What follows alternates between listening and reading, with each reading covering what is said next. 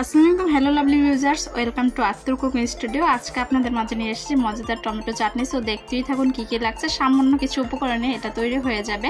আর এখন যেহেতু টমেটোর সিজন, তাহলে কম বেশি সবারই থাকে। আর এই চাটনিটা করলে আপনারা অনেকটাই কি বলবো খাবার টেস্টটা ফিরে যাবে। আর ঈদে বাড়ি থেকে এসে শহরে অনেকেই অনেক ধরনের খাবারের স্বাদটা প্রায় ভুলেই গেছেন, তার জন্য এই চাটনিটা।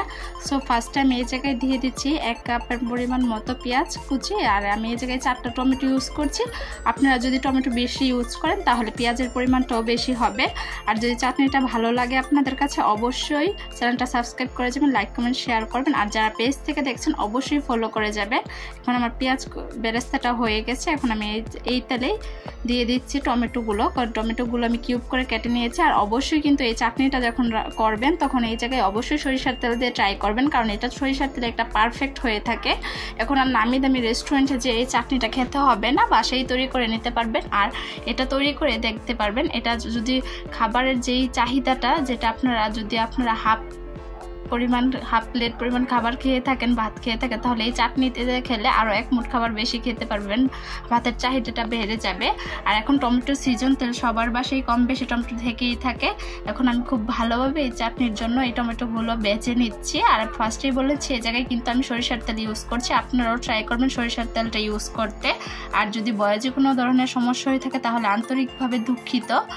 ইনশাল্লাহ সামনে আস্তে আস্তে আরও বেশি ইমপ্রুভ হবে।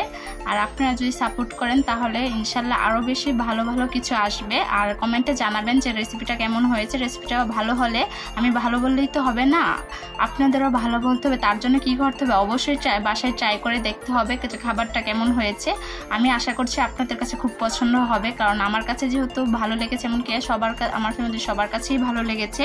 আপনাদের কাছে একটা ভালো কিছু না হলে আমি আনি না, কারণ আপনারা তোমার ফ্যামিলির একটা। এখন দেখতেই পাচ্ছেন আমি পরপরগুলো খুব ভালোভাবে বেজে নিচ্ছি। আর এই জায়গায় কিন্তু সামান্য কিছু উপকরণ তৈরি হয়ে যাবে। এটা ছোট করে সবাই খুব পছন্দ করবে। এর জন্য ট্রাই করে দেখবেন যে কেমন কি হয়েছে। আর কমেন্টে জানাবেন আপনারা কি কি রেসিপি চান, ইনশাল্লাহ আমি দেওয়ার ট্রাই করব। আর এই জায়গায় কিন্তু একটু তেলের পরিমাণটা একটু বেশিই লাগবে, যেহেতু এই জায়গায় পেঁয়াজও ভাজতে হবে। আর এই জায়গায় তেল দিয়ে এটা ভেজে নিতে হবে। আর এই জায়গায় কিন্তু কোনো ধরনের এই জায়গায় এক্সট্রা কোনো ম্যাশ করা লাগবে না। এই চুলার হিটে এটা ম্যাশ হয়ে যাবে, এর জন্য এক্সট্রা একটু পানি লাগবে।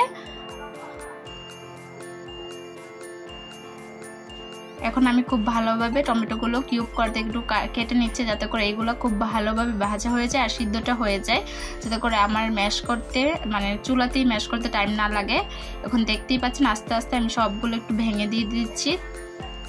আর এই জায়গায় অবশ্যই চুলার আঁচটা মিডিয়াম হিটে দিয়ে রাখবেন, কারণ মিডিয়াম হিটেই এটা খুব ভালোভাবে সিদ্ধ হতে থাকবে আর পারফেক্টভাবে হতে হবে। আর দেখতেই পাচ্ছেন আস্তে আস্তে কিন্তু টমেটোর চাটনিটা খুব পারফেক্ট হয়ে এসেছে। এই জায়গায় আমি একটু পানি দিয়ে দিচ্ছি, স্বাভাবিক তাপমাত্রার পানিটা ইউজ করছি, করে খুব ভালোভাবে মিশিয়ে নিচ্ছি। এখন যেগুলো আস্তে আস্তে দেখতে পাচ্ছেন সেগুলো একদম ম্যাশ হয়ে যাবে। আর এই চাটনিটা কিন্তু খুবই খুবই খুবই ডিলিশিয়াস। সো আমি বললেই তো হবে না, এর জন্য আপনারা অবশ্যই ট্রাই করে জানাবেন। আর যেই গরম সময়টা এসেছে, কোনো কিছুই খেতে ইচ্ছা করে না। আমি জানি না আপনাদেরও কি সেম অবস্থা নাকি। যদি সেম অবস্থা হয়ে থাকে তাহলে অবশ্যই এটা ট্রাই করে দেখবেন, যে খুবই ভালো লাগবে। এখন আমি দিয়ে দিচ্ছি নুন। আর নুনটা আপনাদের পরিমাণ বুঝে দিয়ে নেবেন। আমি এই জায়গায় 1 চা চামচের মতো দিয়েছি। আপনারা টমেটোর পরিমাণ বুঝে আর খাবারের টেস্টটা বুঝে দিয়ে নেবেন।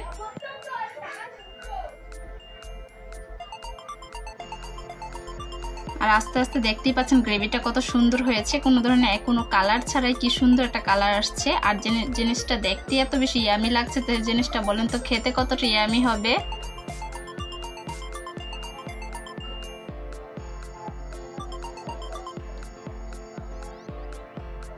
এটা কিন্তু ইনস্ট্যান্ট তৈরি করে নিতে পারবেন। আমি আগে থেকেই শুকনো মরিচ ভেজে রেখেছিলাম, সেটা আর দেখানো হয়নি। সেই শুকনো মরিচগুলো আমি খুব ম্যাশ করে হাতে দিয়ে দিচ্ছি। আর এই জায়গায় দিয়ে দিচ্ছি যে পেঁয়াজ বেরেস্তাটা করেছি, দেখিয়েছি সেটা। আর পেঁয়াজ বেরেস্তা কিন্তু এতটা ভাজবেন না, হালকা ভাজলেই হবে, যাতে করে কাঁচার ভাইবসটা চলে যায়। এই যে আর স্পাইস বা ঝালের পরিমাণটা আপনারা বুঝে শুনে দিয়ে নেবেন। আমি এই জায়গায় 3টা মরিচ ইউজ করছি। আর চাটনিতে একটু ঝাল না হলে খাবারটা জমেই না।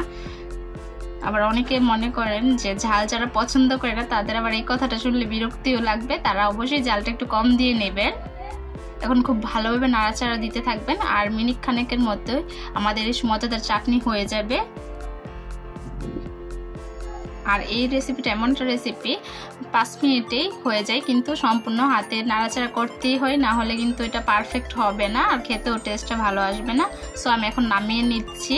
নামিয়ে নেওয়ার পরিবেশনটা দেখতেই পারবেন কত ইয়ামি হয়েছে, দেখলেই তো খেতে ইচ্ছে করে। সো আজকে এতটুকুই ভিডিওর মধ্যে আপনাদের সাথে বিদায় নিচ্ছি। সবাই আমার ফ্যামিলির জন্য দোয়া করবেন। নেক্সট কোনো ভিডিও নিয়ে হাজির। আল্লাহ হাফেজ।